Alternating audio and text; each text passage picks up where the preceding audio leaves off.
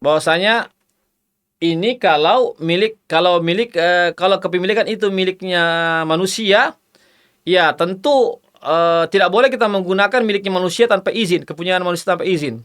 Tapi kalau miliknya Allah, maka itu tidak berlaku.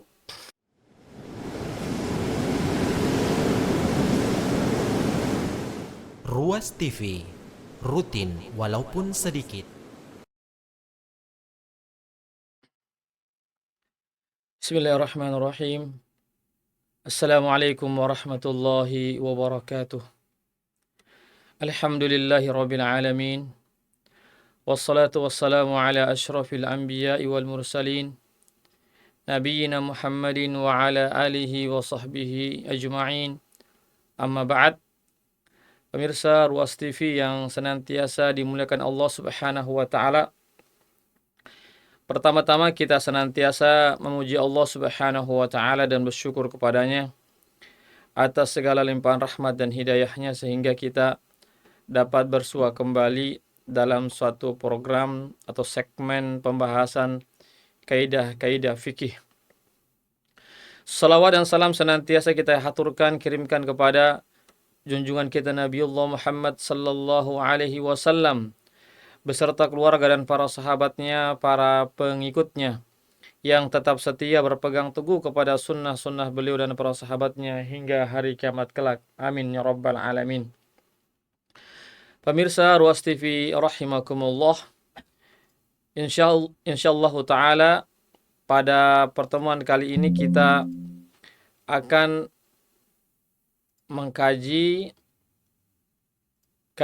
satu kaidah fikih yang berbunyi, apakah hukum segala sesuatu itu dihukumi haram atau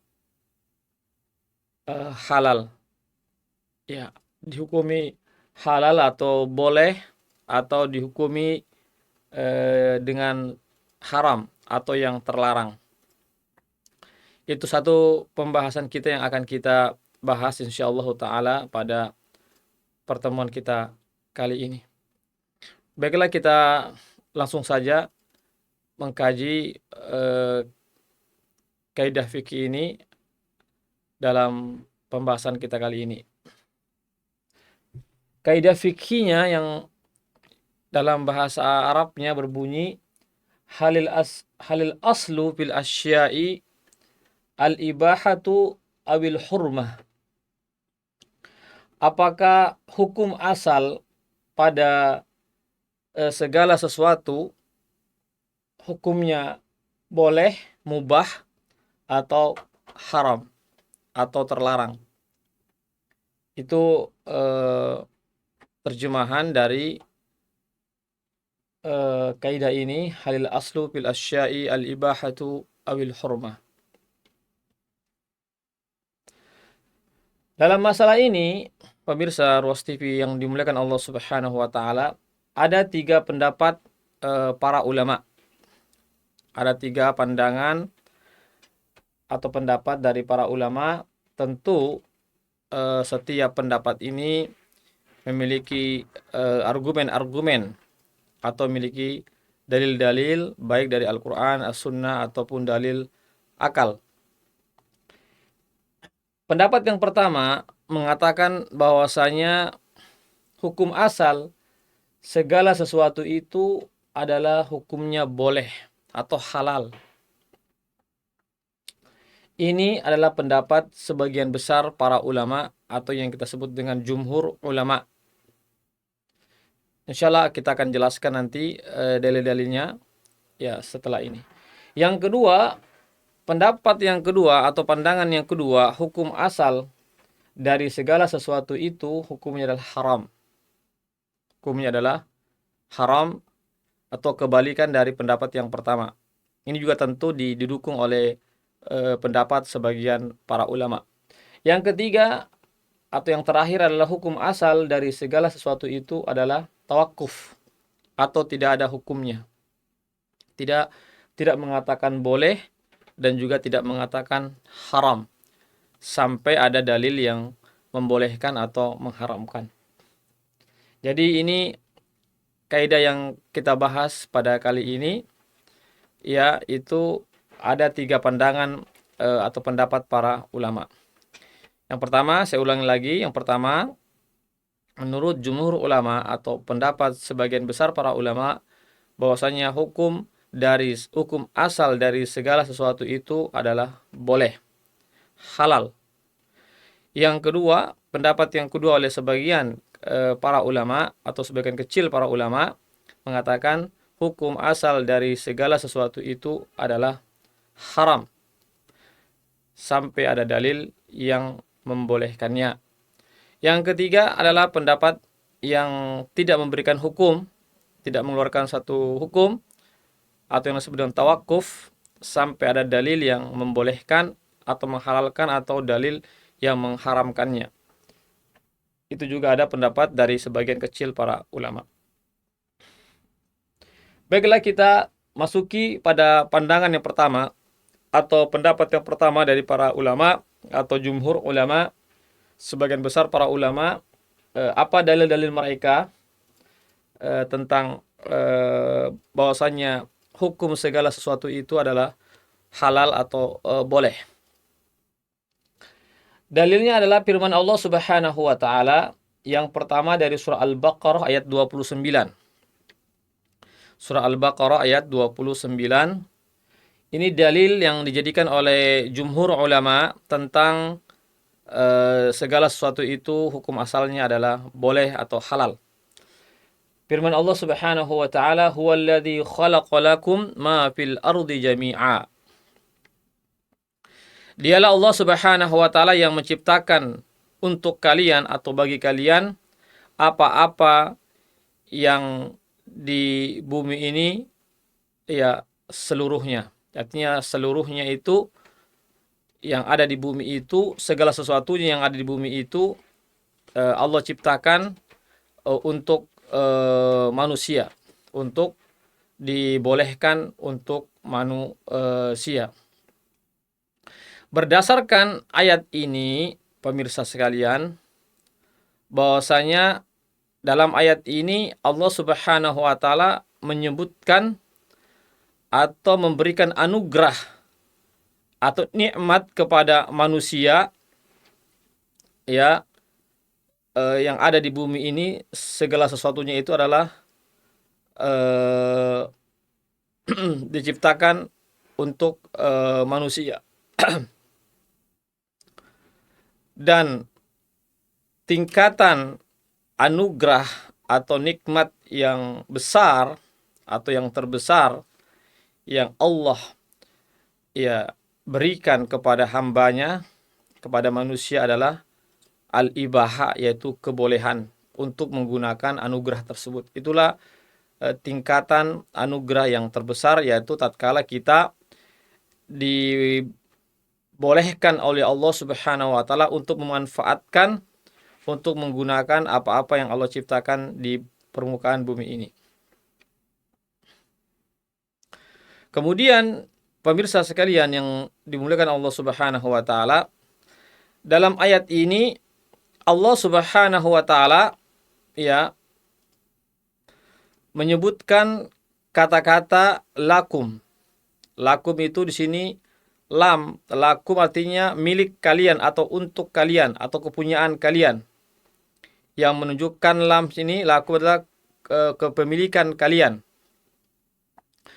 Dan kepemilikan, ya, tingkatan kepemilikan atau kepunyaan yang paling rendah adalah dibolehkannya mempergunakan apa yang dia miliki, yaitu tingkatan yang paling rendah dari derajat kepemilikan adalah tatkala seseorang itu dibolehkan memanfaatkan atau menggunakan apa yang dia miliki. Jadi berdasarkan dari ayat ini, dengan argumen tadi menunjukkan bahwasanya hukum asal dari segala sesuatu itu yang Allah ciptakan di permukaan bumi ini itu halal atau boleh kita manfaatkan atau gunakan. Baik, kemudian dalil yang kedua argumentasi yang kedua tentang dibolehkannya segala sesuatu itu, hukum asalnya adalah dibolehkan untuk dimanfaatkan segala sesuatu itu, adalah firman Allah Subhanahu wa taala dalam surah Al-A'raf ayat 32. Allah Subhanahu wa taala berfirman, "Qul man harrama zinatallahi allati akhraja li'ibadihi wa tayyibati minar rizq." Katakanlah ya Muhammad, ya, kepada kaummu, man harrama zinatallah. Siapakah yang telah mengharamkan perhiasan Allah, ya, atau anugerah Allah, allati akhraja li'ibadihi, yang mana Allah telah mengeluarkannya, ya, memberikannya kepada hamba-hambanya, wa tayyibati rizqi, dan kebaikan-kebaikan yang berupa rezeki. Ya, dari ayat ini pemirsa sekalian, Allah Subhanahu wa taala mengingkari, menolak siapa saja yang mengharamkan perhiasan Allah. Perhiasan Allah sini adalah segala sesuatu yang Allah Subhanahu wa taala berikan kepada hamba-hambanya, Allah ciptakan kepada hamba-hambanya, ya, yang dapat menyenangkan hati-hati hambanya. Maka di sini Allah Subhanahu wa taala mengingkari siapa yang mengharamkan untuk dimanfaatkan perhiasan Allah Subhanahu wa taala. Maka tatkala Allah Subhanahu wa taala mengharamkan tatkala Allah Subhanahu wa taala mengingkari orang yang mengharamkan, orang yang tidak mau mempergunakan, memanfaatkan nikmat dari Allah Subhanahu wa taala yang merupakan perhiasan bagi mereka, maka ini menunjukkan bahwasanya segala sesuatu yang Allah Subhanahu wa taala ciptakan untuk manusia, maka hukumnya adalah diperbolehkan. Ya, hukumnya diperbolehkan untuk dimanfaatkan. Oleh karena itu, siapa yang mengharamkan berarti dia telah menyelisihi apa yang Allah Subhanahu wa taala ciptakan untuk dimanfaatkan. Mestinya segala sesuatunya itu mesti dimanfaatkan, dipergunakan. Justru ada orang-orang yang mengharamkannya, maka itu sangat bertentangan dengan keinginan Allah Subhanahu wa taala. Ya, sehingga di sini menunjukkan bahwasanya hukum asal segala sesuatu yang Allah Subhanahu wa taala berikan kepada hamba-hambanya, maka hukumnya adalah boleh. Ya, hukumannya boleh, hukum asalnya bukan diharamkan. Justru Allah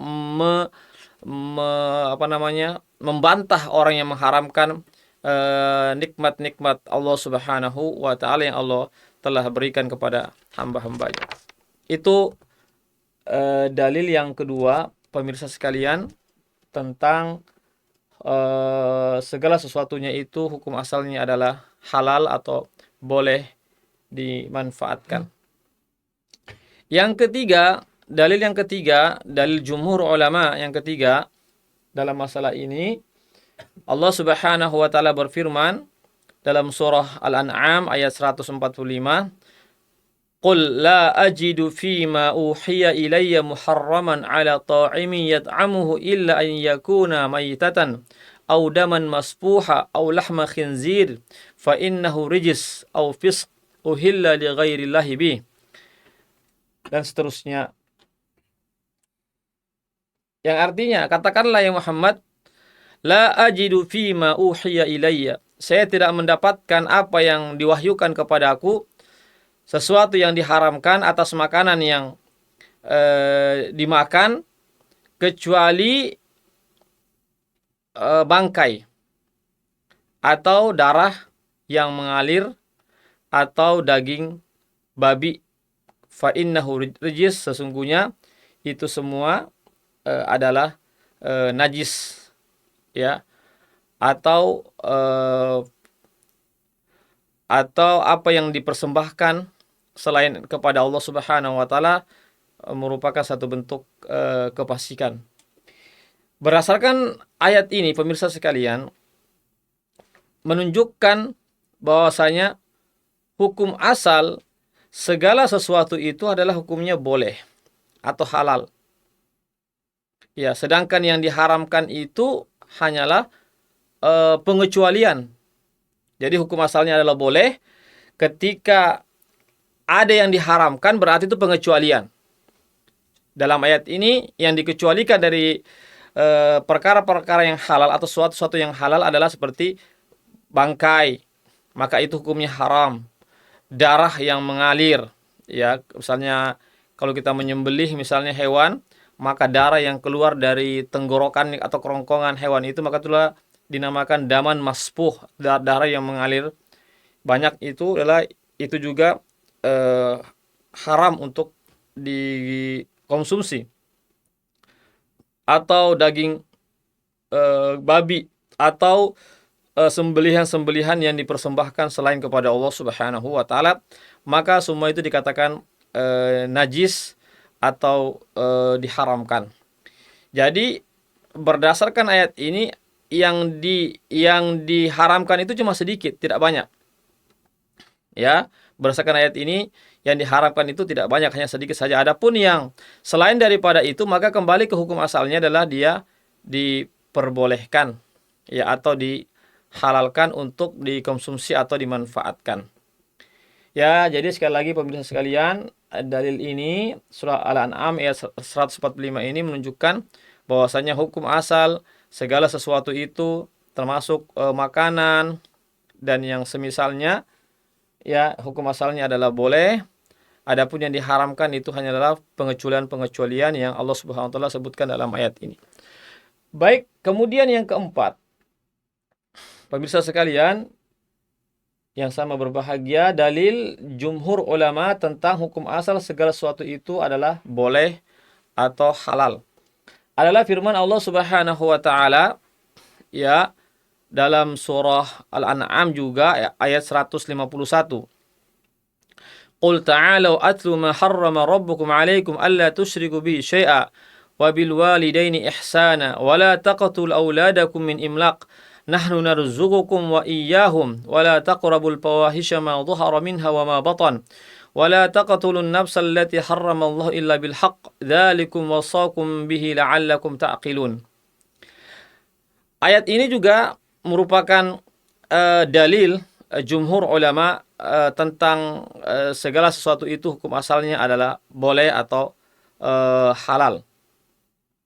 Ya.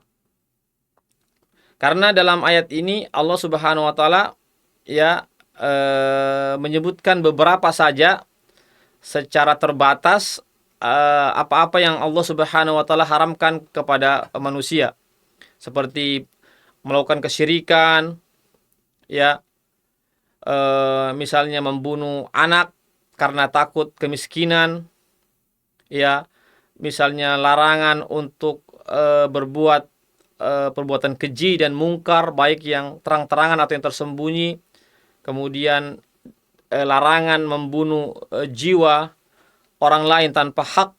Jadi ini ada beberapa saja yang Allah Subhanahu wa taala sebutkan tentang larangan-larangan Allah Subhanahu wa taala, atau sesuatu atau perkara-perkara yang terlarang yang Allah Subhanahu wa taala sebutkan secara terbatas dalam ayat ini. Ya. Dan menunjukkan bahwasanya selain daripada apa yang Allah sebutkan dari hal-hal yang diharamkan itu, maka hukumnya adalah boleh. Ya, selain daripada hal-hal yang disebutkan tadi itu, maka di belakangnya itu atau selain daripada itu adalah diperbolehkan. Kembali kepada hukum asal, bahwasanya hukumnya adalah boleh kecuali apa yang Allah sebutkan dalam ayat ini. Begitu juga dalam dalil yang terakhir yang jumhur gunakan dari firman Allah Subhanahu wa taala, yaitu surah Al-A'raf ayat 33. Allah Subhanahu wa taala berfirman, "Qul innama harrama rabbiyal fawahisha ma dhahara minha wa ma batan wal isma wal baghya bighairil haqq wa an tusyriku billahi ma lam yunazzil bihi sultana wa an taqulu 'ala Allahi ma la ta'lamun." Katakanlah ya Muhammad, innama harrama rabbiyal fawahisha, sesungguhnya Tuhanku telah mengharamkan al-fawahish, perbuatan-perbuatan keji, apa yang nampak dan apa yang tersembunyi. Begitu juga mengharamkan dosa, perbuatan dosa, wal baghi, yaitu melakukan kezoliman atau penindasan kepada orang lain tanpa hak, dan juga mengharamkan melakukan kesyirikan, ya, dan mengharamkan untuk berkata-kata atas nama Allah tanpa ilmu. Jadi ayat ini mirip dengan ayat yang sebelumnya, dalam seperti surah Al-An'am ayat 151, menunjukkan bahwasanya Allah Subhanahu wa taala menyebutkan beberapa secara terbatas tentang hal-hal yang Allah Subhanahu wa taala larang dalam ayat ini. Ya, larangan berbuat syirik, larangan berdusta atas nama Allah, larangan berbuat perbuatan keji dan mungkar, larangan melakukan perbuatan dosa, penindasan, kezaliman dan seterusnya. Maka Allah SWT sebutkan itu dengan penyebutan yang terbatas. Ya, adapun selain daripada itu, maka dipahami dari ayat ini, selain daripada itu, maka hukumnya adalah boleh. Iya. Karena Allah hanya memberikan batasan-batasan pengharaman pada hal-hal tadi itu. Ya, maka dapat dipahami bahwasanya selain daripada apa-apa yang Allah haramkan, maka hukumnya adalah boleh.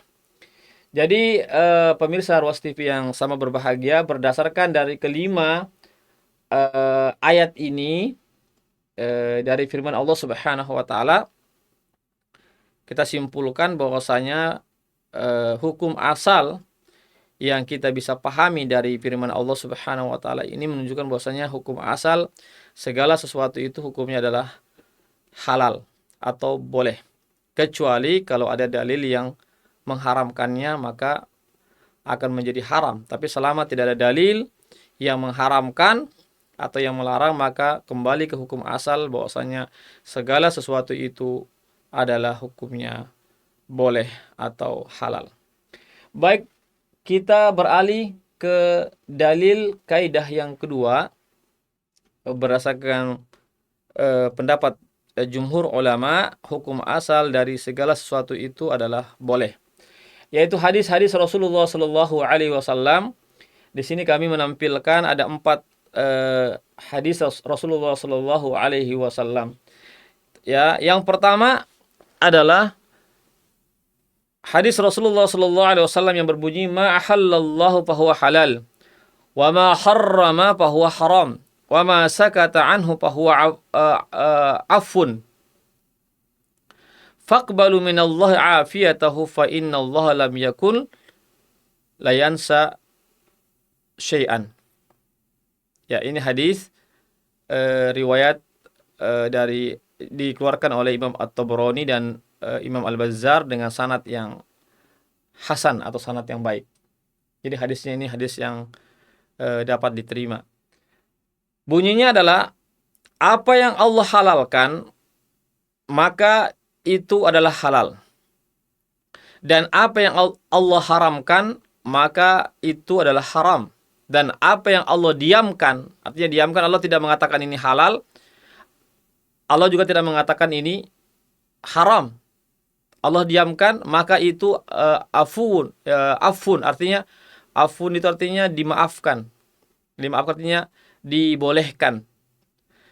Makanya kata Nabi, faqbalu minallah afiyatu, maka terimalah pemaafan tersebut dari Allah Subhanahu wa taala. Terimalah perkara yang Allah maafkan, artinya Allah yang Allah tidak haramkan, ya, Allah juga tidak perintahkan, tetapi Allah bolehkan, maka terimalah itu.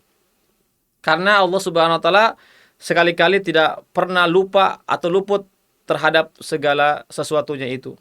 Ya, artinya ketika Allah diamkan bukan berarti Allah itu luput dari diamnya Allah. Tidak mengatakan ini haram, tidak mengatakan hal, tapi justru kata Nabi, terima itu ya, jika Allah mendiamkan. Jika Allah tidak memerintahkan, tidak juga melarang, maka terima itu. Ketika itu menunjukkan bahwasanya sesuatu itu dibolehkan. Iya, dibolehkan. Artinya dikata dibolehkan artinya tidak diperintahkan juga dan juga dilarang. berarti hukumnya dibolehkan. Dibolehkan. Itu. Jadi hadis ini ulama pahami bahwasanya ini dijadikan sebagai landasan bahwasanya hukum asal dari segala sesuatu yang Allah diamkan, yang tidak ada dalil yang mengharamkan atau yang menghalalkannya atau yang memerintahkannya ya untuk dilakukan, maka hukum asalnya adalah boleh atau kita katakan adalah dimaafkan oleh Allah Subhanahu wa taala untuk dipergunakan atau dilakukan.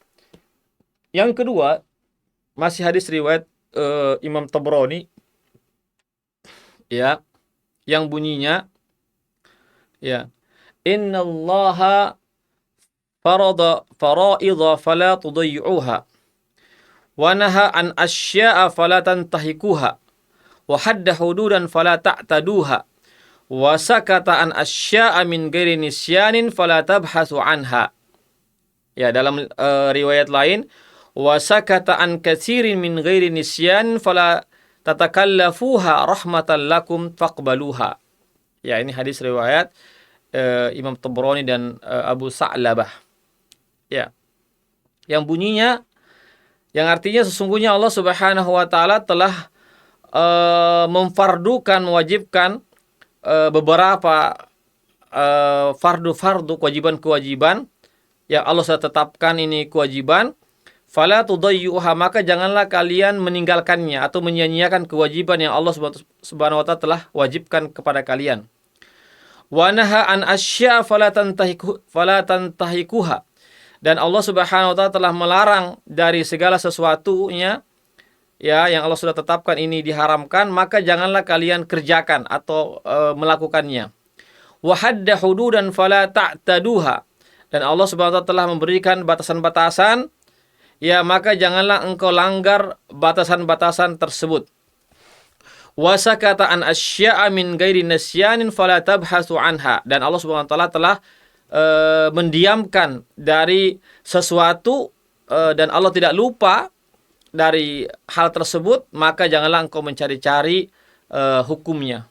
Ya, janganlah engkau mencari hukumnya atas apa yang Allah Subhanahu wa taala telah diamkan itu. Artinya ketika Allah diamkan berarti perkara itu adalah dibolehkan. Janganlah engkau mencari-mencari apakah ini boleh, apakah ini diharamkan, apakah ini diperintahkan. Maka ketika Allah tidak memberikan, tidak melarang, tidak juga mewajibkan, berarti hukum asalnya adalah dibolehkan untuk dikerjakan. Jadi harus dibedakan kapan Allah memerintahkan, kapan Allah melarang, dan kapan Allah membolehkan.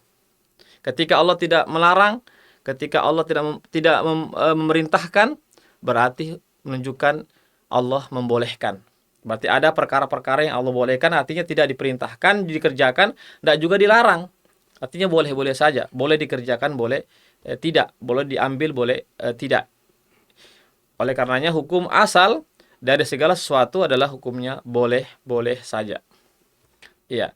Kemudian yang ketiga, pemirsa Ruwas TV rahimakumullah, yang menjadi dalil atau landasan dari jumhur ulama tentang segala sesuatu itu hukum asalnya adalah boleh, adalah hadis dari Salman Al-Farisi, semoga Allah Subhanahu wa taala meridho beliau, anna Rasulullah sallallahu alaihi wasallam su'ila anil jubun was samin wal pira. Ya, Nabi pernah ditanya tentang minyak samin, tentang keju dan semisalnya. Maka Nabi bersabda, al halal ma ahallallahu fi kitabihi wal haram ma harramallahu fi kitabihi wa ma sakata anhu fahuwa mimma afa anhu. Ini hadis riwayat Tirmidzi dan Ibnu Majah. Nabi mengatakan halal itu adalah apa yang Allah halalkan dalam Al-Quran, dalam kitabnya. Dan sesuatu yang diharamkan itu adalah apa yang Allah haramkan dalam yang tertera dalam kitabnya Al-Quran. Dan apa yang Allah Subhanahu wa taala diamkan ya atas sesuatu itu, artinya tidak dihalalkan, tidak juga diharamkan, fahuwa mimma afa anhu, maka itu termasuk perkara-perkara yang dibolehkan, yang Allah maafkan untuk dikerjakan. Artinya jika dikerjakan maka itu dimaafkan oleh Allah Subhanahu wa taala, tidak ada di situ dosa untuk atau larangan untuk dikerjakan. Ya, jadi berdasarkan hadis ini menunjukkan bahwasanya hukum asal dari segala sesuatu itu adalah hukumnya halal, boleh, ya, tidak ada larangan untuk dikerjakan. Ya, jadi ada 3 hal di depan kita. Pertama adalah di dalam Al-Quran ada yang Allah halalkan. Ya, ada Allah yang halalkan untuk dikerjakan. Allah berikan batasan-batasannya. Kemudian begitu juga ada hal-hal yang diharamkan, Allah juga berikan, sebutkan juga apa-apa yang diharamkan. Kemudian ada juga yang Allah Subhanahu wa taala tidak sebutkan kedua-duanya. Tidak juga disebutkan dia satu yang perkara yang diharamkan dan juga disebutkan dia satu perkara yang diperintahkan. Maka hukumnya adalah sesuatu yang dimaafkan oleh Allah, artinya boleh untuk dikerjakan. Kemudian yang terakhir, pemirsa sekalian, tentang dalil jumhur ulama bahwasanya hukum asal segala sesuatu itu adalah dibolehkan. Adalah firman Allah Subhanahu wa taala dalam hadis yang sahih yang diriwayatkan oleh Imam Al-Bukhari. Qala Nabi sallallahu alaihi wasallam, "A'dhamul muslimina jurman man sa'ala an syai'in lam yuharram fa hurrima min ajli mas'alatihi." Allah Subhanahu wa taala berfirman, Rasulullah sallallahu alaihi wasallam bersabda, orang muslim yang sangat besar dosanya, ya, atau kejahatannya adalah orang yang menanyakan sesuatu yang belum diharamkan. Ya, atau yang menanyakan sesuatu yang tidak diharamkan. Akhirnya apa? Akhirnya karena pertanyaan itulah sehingga turunlah ayat, akhirnya diharamkan sesuatu itu. Ya, karena adanya pertanyaan dari orang tersebut. Ya, ini tentu berkaitan di zaman Rasulullah SAW karena masih turun wahyu ketika itu. Kata Nabi, seseorang muslim yang sangat besar dosanya, ya, atau kejahatannya, keburukannya, tatkala ada seorang yang bertanya sesuatu yang belum diharamkan, dia tanyakan. Ya, akhirnya apa? Akhirnya turunlah wahyu sehingga sesuatu itu pun yang tadinya dibolehkan menjadi haram karena dia bertanya. Ya. Jadi turunnya ayat diharamkannya itu karena pertanyaannya itu. Ya, di sini menunjukkan bahwasanya hukum asal segala sesuatu selama tidak ada pengharaman dari Allah, selama tidak ada wahyu dari Allah tentang pengharamannya, maka hukumnya boleh. Jangan ditanya apa hukumnya ini, apa hukumnya ini. Akhirnya apa? Boleh jadi karena pertanyaannya akhirnya turunlah wahyu sehingga dilarang perbuatan tersebut. Padahal hukum asalnya adalah halal. Boleh. Seandainya dia langsung mengerjakan, maka itu tidak mengapa baginya. Hanya saja karena dia bertanya, dikhawatirkan turunlah ayat sehingga menjadi haram dan mereka pun sulit untuk mengerjakannya. Jadi pemirsa Ruas TV yang sama berbahagia, berdasarkan keempat hadis ini yang kami sebutkan menunjukkan bahwasanya hukum asal segala sesuatu, ya, hukumnya adalah boleh atau halal untuk dikerjakan atau dilakukan. Kemudian yang ketiga adalah dalil akal.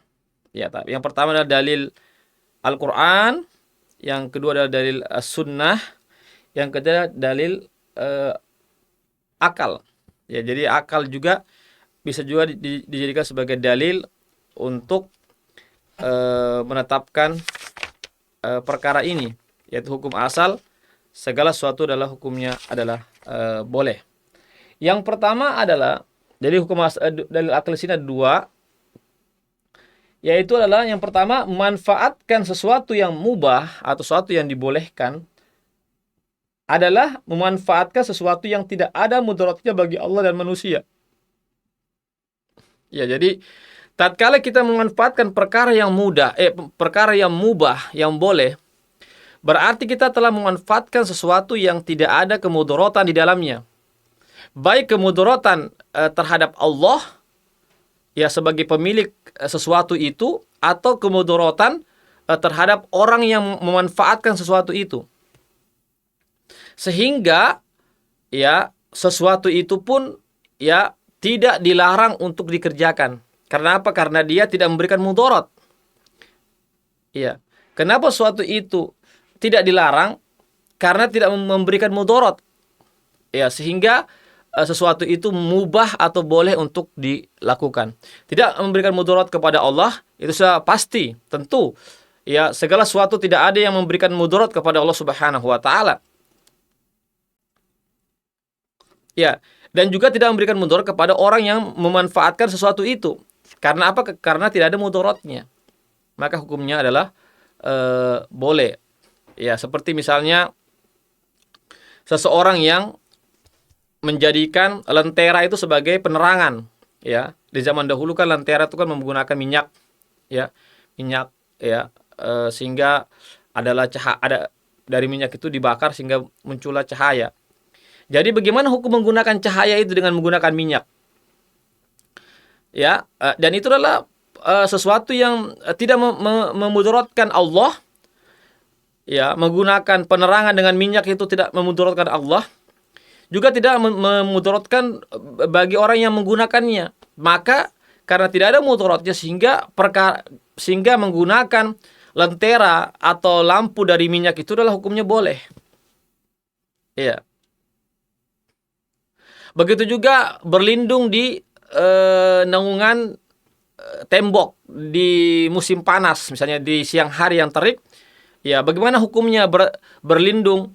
Ya, menjadikan tembok sebagai pelindung dari sengatan matahari, maka itu hukumnya boleh. Kenapa boleh? Karena tidak memberikan mudarat kepada Allah. Jika kita gunakan itu dinding itu sebagai tempat perlindungan kita dari sengatan matahari, dan juga tidak memberikan mudarat kepada orang yang menggunakannya, maka menggunakan tembok sebagai pelindung dari panasnya matahari, teriknya matahari, itu hukumnya boleh. Ya, ini dalil secara akal bahwasanya segala sesuatu itu selama dia memberikan manfaat, tidak memberikan mudarat kepada orang yang menggunakannya, maka hukum asalnya adalah boleh untuk digunakan. Yang kedua, dalil akal yang kedua adalah Allah Subhanahu wa taala tentu menciptakan segala sesuatunya itu pasti ada hikmahnya. Baik hikmah itu diketahui oleh manusia atau tidak diketahui manusia, tapi pasti ada hikmahnya. Ya. Baik hikmah itu nampak ataupun tidak nampak. Tidak ada segala sesuatu yang Allah ciptakan, tidak ada yang sia-sia, tidak ada yang tidak ada manfaatnya, pasti ada manfaatnya. Dan ini disebutkan Allah Subhanahu wa taala dalam banyak ayat, di antaranya firman Allah Subhanahu wa taala dalam surat Dukhan ayat 38. Wa ma khalaqnas samawati wal arda wa ma bainahuma la'ibin. Tidaklah kami menciptakan langit-langit dan bumi itu dan apa yang di antara keduanya itu la'ibin, artinya sia-sia. Iya. Artinya Allah Subhanahu wa taala menciptakan langit dan bumi dan apa di antara keduanya pasti ada tujuannya, ada hikmahnya. Tidak sia-sia diciptakan begitu saja. Begitu juga firman Allah Subhanahu wa taala surah Al-Mu'minun ayat 115. Allah Subhanahu wa taala berfirman, "Ahasibatum annama khalaqnakum abatha wa annakum ilaina la turja'un." Apakah kalian mengira bahwasanya kami menciptakan kalian itu dengan sia-sia? Bahwasanya kalian itu mengira tidak akan dikembalikan kepada aku, kepada kami. Ya, artinya di sini Allah Subhanahu wa taala menciptakan kita itu bukan dengan sia-sia, tapi ada tujuannya, ada hikmahnya. Ya, semua Allah ciptakan, semua makhluknya, bukan cuma manusia, semua makhluknya Allah ciptakan. Langit dan bumi, apa yang ada di antara keduanya itu semua ada hikmahnya, ada tujuannya, ada maksudnya Allah Subhanahu wa taala menciptakan itu. Iya. Jadi kesia-siaan itu bertentangan dengan hikmah. Ya. Dan itu tidak mungkin Allah melakukan hal kesia-siaan. Tidak mungkin Allah Subhanahu wa taala melakukan kesia-siaan terhadap ciptaannya itu. Segala ciptaan Allah itu pasti ada hikmahnya. Iya. Hanya saja hikmahnya itu apakah kembali kepada Allah atau kembali kepada kita. Ya, tentu kalau hikmahnya itu kembali kepada Allah, tentu itu perkara yang batil. Ya, karena Allah tidak butuh atas apa yang Allah ciptakan itu. Artinya Allah tidak butuh ciptaannya. Ya, Allah tidak butuh kepada kita. Justru kitalah yang butuh kepada Allah. Jadi ketika Allah SWT menciptakan alam semesta ini, sebenarnya hikmahnya kembali kepada manusia. Ya, Hikmahnya kembali kepada manusia. Allah tidak butuh kepada ciptaannya itu.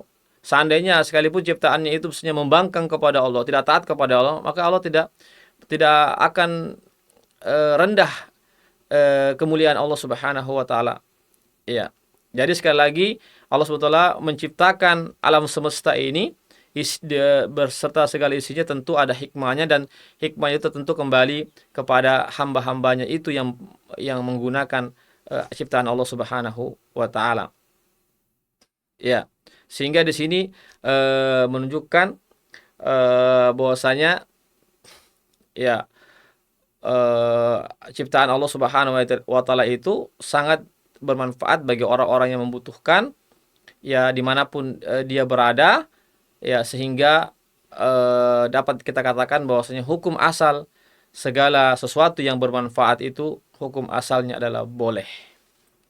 Ya, jadi hukum asal segala sesuatu yang bermanfaat artinya tidak memberikan mudarat kepada seorang, maka hukumnya adalah boleh. Pemirsa Ruas TV yang dimuliakan Allah Subhanahu wa taala, berdasarkan dua dalil akal ini yang kami sebutkan menunjukkan bahwasanya hukum asal segala sesuatu yang bermanfaat tentunya tidak memudaratkan, maka hukum asalnya adalah diperbolehkan, ya berdasarkan dalil akal. Baiklah, kita beralih kepada pendapat yang kedua.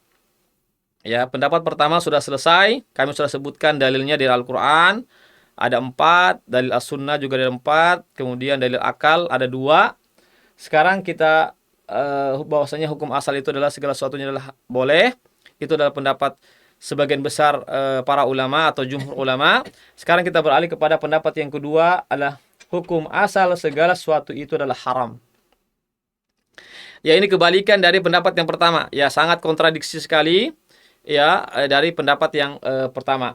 Ini pendapat siapa? Ini pendapatnya Abu Hanifah, Ibnu Hamid, yaitu salah seorang ulama dari Hanabilah, mazhab Hambali. Begitu juga Al-Qadhi Abu Ya'la Al-Hambali dari mazhab Hambali. Begitu juga sebagian ulama Mu'tazilah. Jadi ada sebagian kecil, jadi pendapat kedua ini pendapat sebagian kecil dari para ulama yang mengatakan hukum asal segala sesuatu itu adalah haram atau terlarang untuk dimanfaatkan atau digunakan. Baiklah, kita beralih kepada apa dalil pendapat yang kedua ini. Jadi pendapat kedua ini juga tentu mereka juga memiliki dalil. Ya, mereka juga tentu memiliki dalil. Dalilnya adalah firman Allah Subhanahu wa taala dalam surah An-Nahl ayat 116. Allah Subhanahu wa taala berfirman, "Wa la taqulu lima alsinatikum al-kadhiba hadha halalun wa hadha haramun litaftaru 'ala Allah." Janganlah engkau mengatakan apa yang diucapkan oleh lisan-lisan kalian dengan kedustaan. Ini halal dan ini haram, agar kalian bisa melakukan kebohongan atas Allah Subhanahu wa taala. Artinya jangan kita mengatakan ini halal, ini haram dengan pendapat-pendapat kita. Padahal Allah Subhanahu wa taala tidak mengatakan ini halal, tidak mengatakan ini haram.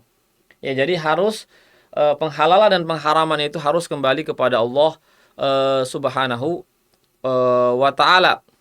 Sehingga ya kita tidak bisa mengetahui mana yang halal, mana yang haram kecuali dengan izin dari Allah Subhanahu wa taala. Jadi sekali lagi pendapat ini mengatakan bahwasanya Allah Subhanahu wa taala mengkabarkan bahwasanya pengharaman dan penghalalan itu tidak bisa disandarkan kepada kita. Ya, jangan kita tidak memiliki hak untuk mengatakan ini halal, ini haram, tetapi yang berhak mengatakan itu hanyalah Allah Subhanahu wa taala. Oleh karena itulah kita pun tidak bisa mengatakan ini halal, ini haram kecuali dengan petunjuk dari Allah Subhanahu wa taala atau dengan izin Allah Subhanahu wa taala. Itu dalil dari pendapat yang kedua ini. Hanya saja pendapat kedua ini bisa kita koreksi atau bisa kita bantah bahwasanya orang-orang ya yang mengatakan itu adalah perkara yang mubah, ya, orang-orang atau orang-orang yang mengatakan ini adalah pendapat, ini adalah perkara yang mubah atau yang boleh untuk dikerjakan, mereka tidak mengatakan perkara yang itu mubah dari diri mereka sendiri. Bahkan mereka mengatakan hukum asal segala sesuatu dalam mubah itu berdasarkan dalil. Ya, mereka telah berdalil hal tersebut dari Al-Quran dan Sunnah Rasulullah Sallallahu Alaihi Wasallam. Ya, ini sebenarnya bantahan terhadap pendapat ini yang menggunakan dalil surah An-Nahl ayat 106. Ya, artinya jumhur ulama membantah dari pendapat ini bahwasanya sebenarnya kami mengatakan ini halal, sesuatu ini halal itu bukan dari diri kami, tetapi justru dari firman Allah Subhanahu wa taala dan hadis-hadis Rasulullah sallallahu alaihi wasallam sebagaimana yang sudah disebutkan tadi di pendapat yang pertama tentang dalil-dalil Al-Qur'an dan dalil-dalil sunnah Rasulullah sallallahu alaihi wasallam. Yang kedua, ya, jadi pendapat yang kedua ini menggunakan dalil hadis dari Rasulullah sallallahu alaihi wasallam. Hadis ini hadis yang sahih yang diriwayatkan oleh Bukhari dan Muslim. Al-halalu bayyinun wal haramu bayyinun wa bainahuma umurun mushtabihat la ya'lamuhunna katsirun minan nas faman ittaqa syubhati faqad istabra li dinihi wa irdihi. Ya, Rasulullah sallallahu alaihi wasallam bersabda, halal itu, sesuatu yang halal itu adalah sesuatu yang terang, yang jelas. Sedangkan sesuatu yang haram itu, yang diharamkan itu sesuatu yang terang juga, yang telah jelas. Ya, ada nasnya, ada dalilnya. Adapun di antara yang halal dan haram itu ada perkara-perkara yang samar-samar, ya, atau mustabihat. Dan kebanyakan orang tidak mengetahui perkara yang syubhat itu, perkara yang tidak terang itu, yang tidak jelas kehalalannya atau keharamannya. Maka barang siapa yang meninggalkan perkara-perkara yang syubhat, maka dia telah membersihkan agamanya, ya, dari sesuatu yang diharamkan dan membersihkan juga kehormatan dari sesuatu yang diharamkan. Jadi pendapat yang kedua ini mereka berdalil dengan hadis ini dengan mengatakan bahwasanya Nabi kita Muhammad SAW memberikan arahan, bimbingan kepada kita untuk meninggalkan perkara yang syubhat. Perkara syubhat itu perkara yang terjelas antara halal dan haramnya. Dengan cara apa? Dengan cara meninggalkan apa yang ada di antara yang halal dan yang haram. Ya, jadi meninggalkan apa yang ada yang berada di antara yang halal dan yang haram. Sehingga Nabi tidak menjadikan hukum asal itu ada pada salah satunya. Ya, tidak mengatakan dia halal, juga tidak mengatakan dia haram. Ya, ini bisa dibantah. Jadi dalil ini atau pandangan yang pendapat yang kedua dengan berdalil dengan hadis ini, pemahaman ini dibantah oleh jumhur ulama bahwasanya hadis ini tidak menunjukkan hukum asal itu adalah yang terlarang, sesuatu yang terlarang hukum asalnya. Hukum asal segala sesuatu itu bukan yang terlarang berdasarkan hadis ini, kata jumhur ulama. Kenapa? Karena yang dimaksud dengan perkara yang syubhat dalam hadis tersebut adalah yaitu perkara yang terjadi ada dua dalil yang secara zohirnya itu bertentangan secara zohirnya. Ya, yang satu adalah menunjukkan kehalalannya, yang satu menunjukkan keharamannya. Itulah sehingga dinamakan perkara yang syubhat. Ya, karena ada dua dalil yang secara zohirnya itu kontradiksi. Ya, sehingga dikatakan dia perkara yang syubhat. Adapun apa yang Allah diamkan, jika Allah diamkan tidak mengatakan ini haram, tidak mengatakan ini halal, maka itulah perkara yang dimaafkan, artinya perkara yang dibolehkan untuk dikerjakan. Ya. Jadi dalil ini yang dipahami oleh mazhab yang kedua itu atau pendapat yang kedua telah diluruskan oleh jumhur ulama, bukan itu yang dimaksud. Ya. Kemudian yang ketiga, dalil akli dari pendapat yang kedua ini adalah dalil akalnya menggunakan milik orang lain tanpa izin, maka itu tidak diperbolehkan. Ini dalil secara akal. Jadi menggunakan milik orang lain, ya, barang orang lain, kepunyaan orang lain tanpa izin dari pemiliknya, maka itu tidak diperbolehkan. yang mengatakan boleh, hukum asalnya boleh segala sesuatu itu tanpa adanya dalil dari Al-Quran ataupun dari hadis Nabi, maka ini sama dengan menggunakan milik Allah tanpa izinnya. Ya, jadi ini argumentasi dari pendapat yang kedua, bahwasanya yang mengatakan hukum asal segala sesuatu itu adalah hukumnya boleh, ya tanpa dalil, ya tanpa adanya dalil, ya Al-Quran ataupun As-Sunnah, maka ini sama dengan menggunakan milik Allah tanpa izin dari Allah Subhanahu wa taala. Ya, sehingga perkara ini adalah batil, tidak bisa diterima. Jadi berarti yang mengatakan segala sesuatu itu adalah hukumnya boleh tanpa dalil, itulah perkara yang batil, perkara yang atau sesuatu yang tidak diperbolehkan atau yang tidak bisa diterima. Ya, karena apa? Menggunakan hak Allah, milik Allah tanpa izin dari Allah Subhanahu wa ta'ala. Ya, jadi ini dibantah juga oleh jumhur ulama bahwasanya bukan itu yang dimaksud. Iya. Ya, bahwasanya ini kalau kepemilikan itu miliknya manusia, ya tentu tidak boleh kita menggunakan miliknya manusia tanpa izin, kepunyaan manusia tanpa izin. Tapi kalau miliknya Allah, maka itu tidak berlaku. Ya, karena apa? Karena tidak mungkin seorang itu memberikan mudarat kepada Allah Subhanahu wa taala. Ya.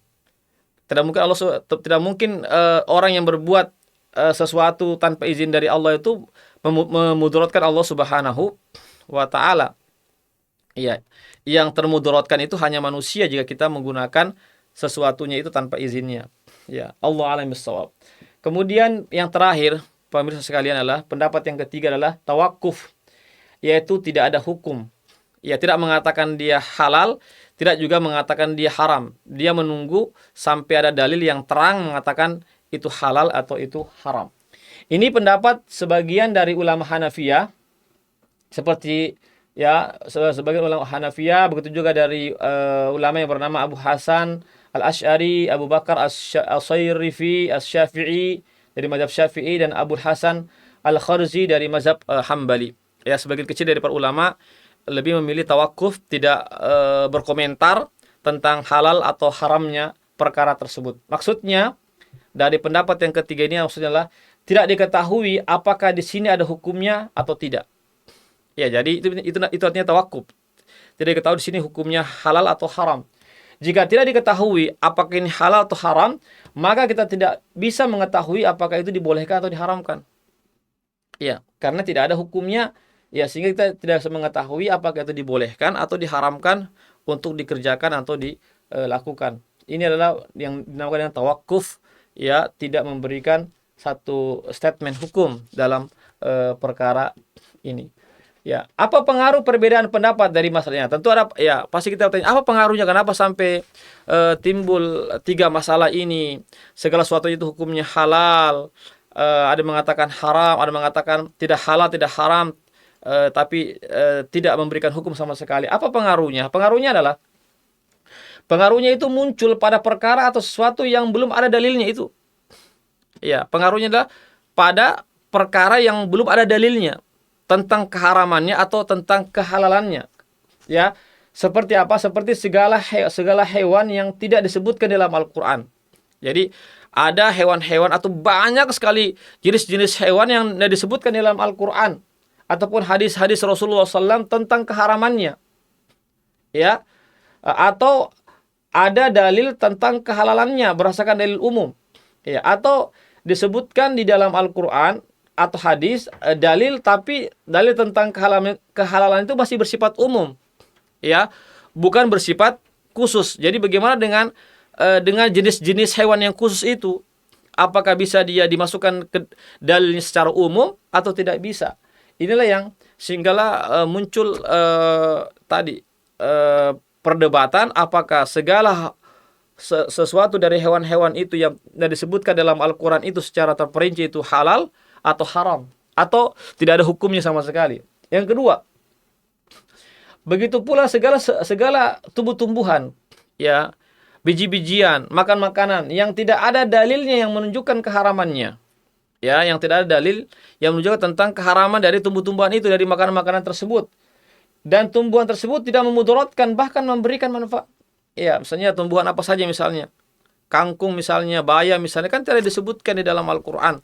Ya, jenis-jenis tumbuhan-tumbuhan tersebut, ya. Tetapi hal-hal tersebut tidak ada dalil yang mengharamkannya. Begitu juga tumbuh-tumbuhan tersebut tidak memberikan mudarat, bahkan memberikan manfaat yang besar bagi manusia. Ini kembali kepada kaidah tadi, apakah hukum asal itu boleh atau diharamkan, ya.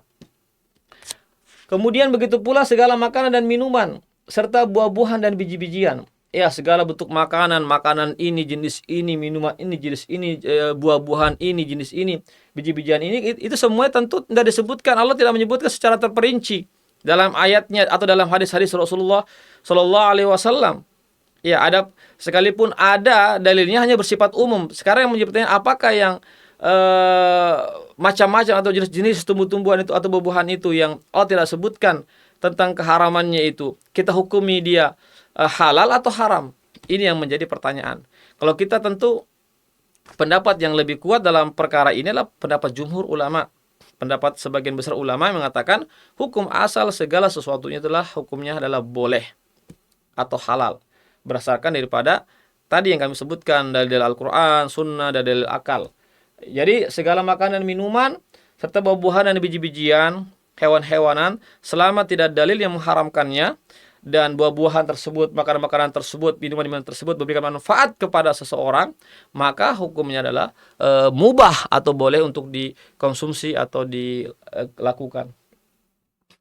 Begitu pula segala macam perabot-perabot rumah tangga, alat-alat modern yang kita saksikan sekarang itu kan tidak ada disebutkan dalam Al-Quran, dalam hadis Rasulullah SAW juga tidak ada tentang keharamannya. Iya, adapun tentang dalil pembolehannya ada secara umum saja, tetapi tentu bisa kita masukkan kepada dalil yang bersifat umum, karena segala sesuatunya itu memberikan manfaat. Maka segala sesuatu yang memberikan manfaat itu maka itu boleh untuk digunakan. Yang terakhir adalah begitu pula sebagian akad-akad muamalah, ya, jual beli dan seterusnya. Akad-akad muamalah modern yang kita saksikan sekarang ini, ya, begitu banyak sekarang jual beli online, ya, Gojek, GoFood dan seterusnya, akad-akad muamalah, syirka dan seterusnya, selama tidak ada unsur ribanya, tidak ada unsur gorornya, spekulasinya, dan tidak memudaratkan orang lain dan seterusnya, maka tentu kita kembali kepada hukum asal.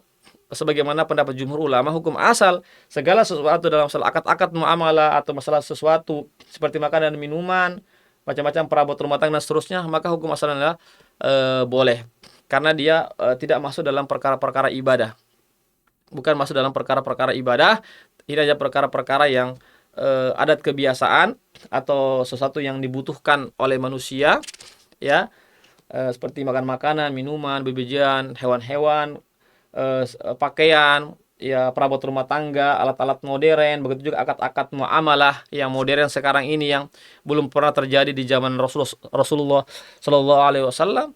Maka selama itu tidak ada unsur ribanya, tidak ada unsur spekulasinya, dan tidak memberikan kemudaratan, maka hukum asalnya adalah diperbolehkan. Sebagaimana pendapat jumhur ulama, itulah pendapat yang kuat. Allahu a'lam bishawab. Demikianlah pemirsa sekalian apa yang bisa kami sampaikan. Mudah-mudahan ada manfaatnya bagi kita semua terkait tentang penjelasan dari kaidah fikih hukum asal dari segala sesuatu itu, ya, selama dia bermanfaat, tentu hukumnya adalah diperbolehkan. Ini adalah pendapat yang kuat berdasarkan pendapat jumhur ulama atau mayoritas para ulama. Demikianlah, semoga ada manfaatnya bagi kita semuanya. Yang benar datangnya dari Allah Subhanahu wa taala saja, yang khilaf, yang salah dari kami dan kebutuhan ilmu kami. Kami menutup pembahasan ini dengan membaca doa penutup majelis. Subhanakallahumma wa bihamdik asyhadu an la ilaha illa anta astaghfiruka wa atubu ilaik. Assalamualaikum warahmatullahi wabarakatuh.